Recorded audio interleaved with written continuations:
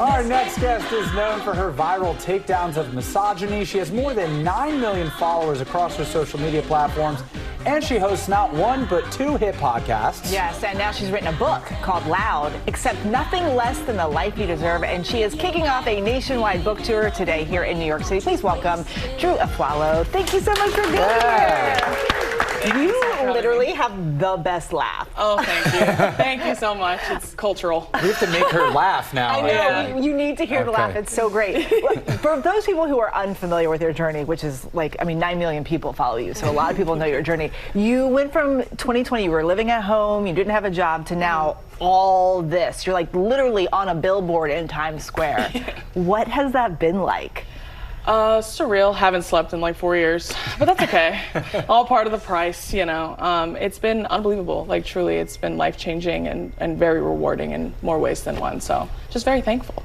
There are a lot of people who say, in terms of like keeping your sanity on the internet, on social media, don't read the comments, right? Yeah. But you do the opposite. You don't. You not only do you read the comments, you go hard on the comments. You respond to them. You take down internet trolls. And why do you take that approach?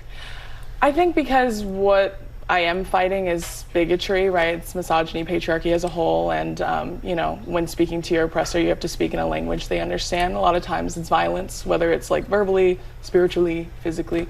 Mine happens to be verbal, so my goal isn't to change misogynists, it's to get rid of them off the internet. So, and it works, period. There it is! Yeah. Oh, yeah. But what made you decide to do this? It was honestly kind of an accident. I think most internet people fall into it. I think in the beginning I was just posting things that I thought were funny, like silly, you know, dating stories. I was also posting stuff about my own relationship that were like the complete opposite of that. So both of those working in tandem, I decided to make one about very specific red flags in men, and that's my very first video to ever go viral, and then just kind of snowballed into this crusade, which, period. Love that for me. Real Joan of Arc vibe. It all seems very considered. You're very thoughtful about this. You're not just trying to be funny on the internet. And then how did you sort of translate that, your personality and persona that you're known for, which is intentional, how do you channel that into this book here? I think it's because obviously the larger themes to my content are like, you know, unlearning internalized misogyny, internalized prejudices, internalized bigotry as a whole.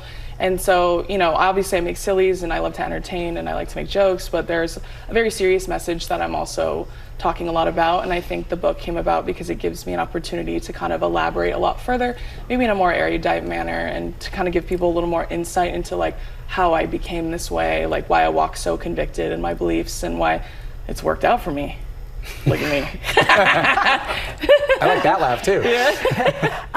You wrote this book as part of Questlove's imprint. Yes. I'm so curious, how did you become connected with Questlove? Yeah, I mean, he actually came to the first meeting to meet me in person, and he wanted to tell me like he really believes in me and believes in my messaging, and he loves that I'm like a table shaker, I'm a disruptor. Like the approach I take is quite different than most people do, and you know, it's still been able to amass a following. And yeah, he was just really interested to hear more about what it is I have to say. And if anyone's gonna make you feel smart, it's Questlove. So he makes me feel smart. He is the best. We love Questlove. Yeah. You have all these followers on the internet. You've got all these different ventures and things. But in real life, you write in the book early on that you have women come up to you in person and thank you for helping with their confidence or their self-esteem. What impact does that have on you to have those sort of interactions? Yeah, I mean, it obviously makes it a lot more real to me because, like I said, I make a lot of sillies and, you know, I make a lot of jokes, but like the messaging is so much more impactful than I think I anticipated in the beginning. And, you know, I've had many women of all different intersectionalities. I've had many trans women come up to me and tell me my content has changed their life. You know, fat women, black women, brown women, indigenous women, like, and people who don't even identify as women at all. And it's been very impactful for me. And it honestly makes it a lot easier because obviously my very particular niche does garner quite a violent response. And so those kinds of testimonies that are given to me just make it a lot easier for me to keep going. And obviously, look at me now, a book. Yes. Here it Worked is. out. That connection with people, always so special. Absolutely. Drew Afualo, thank you so much for being here and for doing what you do. And Loud is available now wherever books and audiobooks are sold. You did the audiobook, by the way. I sure so did. Worth a listen. And you can scan the QR code at the bottom of your screen to purchase a copy as well. And the laugh. Period. Yeah.